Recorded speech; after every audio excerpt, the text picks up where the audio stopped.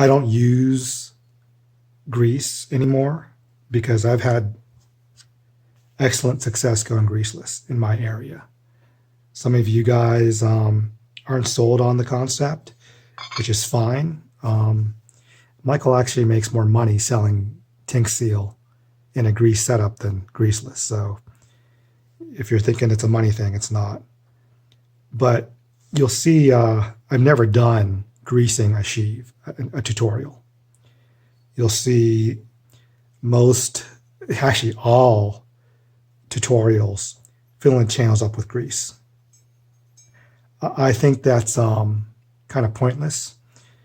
If you look at a sheave that you've just pulled off, you'll see all the grease has flung to the outside edge.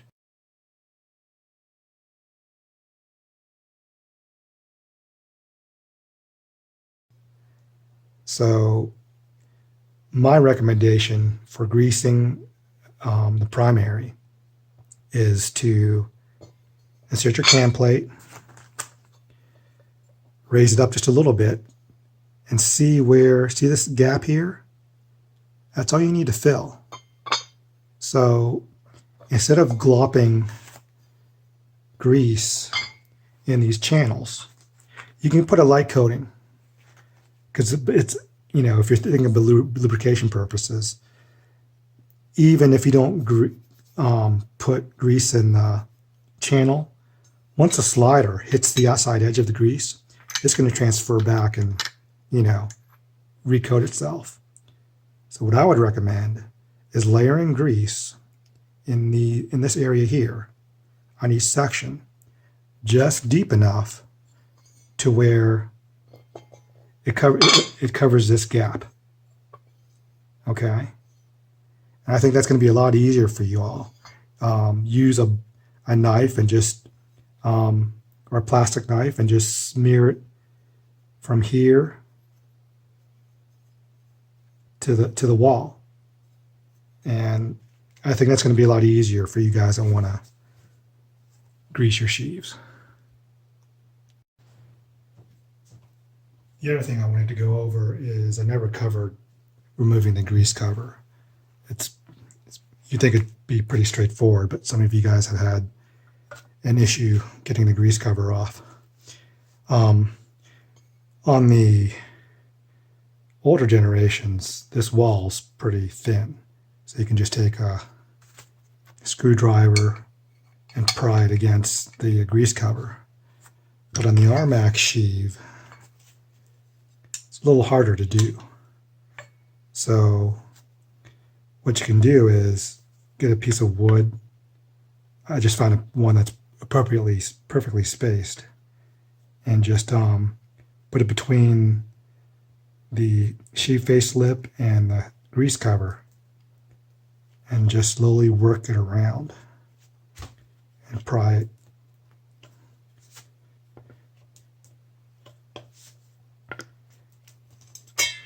And there you go, comes right off. Another reason why I go greaseless is this thing has cut me so many times. It's like a weapon. So that's how you take your grease cover off. Cam plate sliders. So I have here a stock cam plate slider, and then I have one of Michael's 3D printed cam plate sliders. Notice they both have an eye on them, or a line. Some guys have been installing these backwards, and it's easy to remember how they go on the cam plate just by thinking of the eye standing for inside. So the eye goes to the inside of the pie shell of your cam plate. If your eye's facing this side, you're going to have bad juju. Okay, so make sure the eye is facing inside. And UTV Engineering, Michael, has released a new slider. So this slider, if you install it backwards, this has a little raised portion here. It's not going to seat all the way. So, and he also includes this new nifty cam plate installation tool. So you just use this tool, put it on the slider and push it in, and it installs it properly. So just to show you how it looks in the sheave.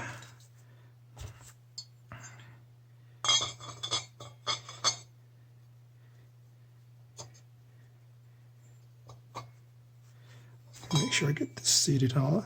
Actually, use the table and press down. I didn't have it on all the way. Now that it's fully seated. There's a difference in the stock, first generation, latest generation. So once again, take your cam plate installation tool on your slider and press it down against the table till it bottoms out. And this tool will be included with the new sliders. When they're properly installed, you'll see the bottom of a slider is flush with these metal tabs. If they're not flush, you need to press them in more. Once you have all your cam plate sliders installed, plop your cam plate in without rollers in and test fit. And it should slide smoothly in and out. Obviously, you want to install your cam plate sliders before installing your rollers or grease. See how easy that goes in and out? If it binds, you haven't seated them all the way. So check them and use your tool to make sure they're fully seated. There's been some controversy on whether you should grease the inside of this. There's videos saying don't. You look at your shop manual.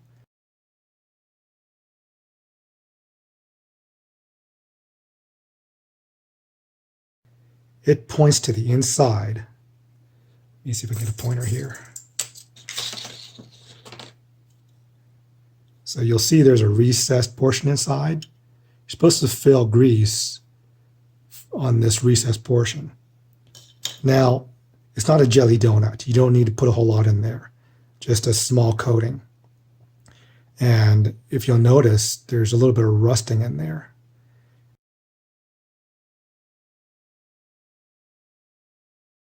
I suspect that's why they have it coated, to prevent that. And plus, if you play U-Boat Commander, it'll help protect that part if it gets wet.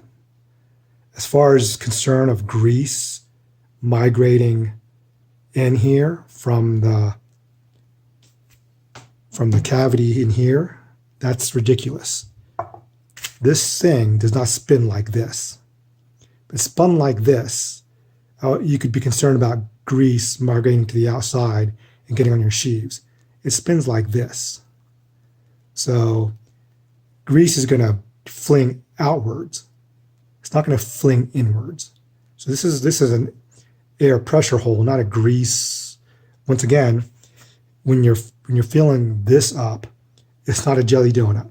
You want to get your bearing surfaces coated, and you don't want to have it packed full to where there's no air in there. You want to have enough to cover the surfaces and the bearing surfaces. So, and lastly, if Yamaha was concerned about grease migrating out of this, they would have put a grease seal there or a wiper, and they didn't. So once again, the shop manual calls for putting grease or lubricant inside here in the recessed portion, and you just need to put a light coating, nothing extreme.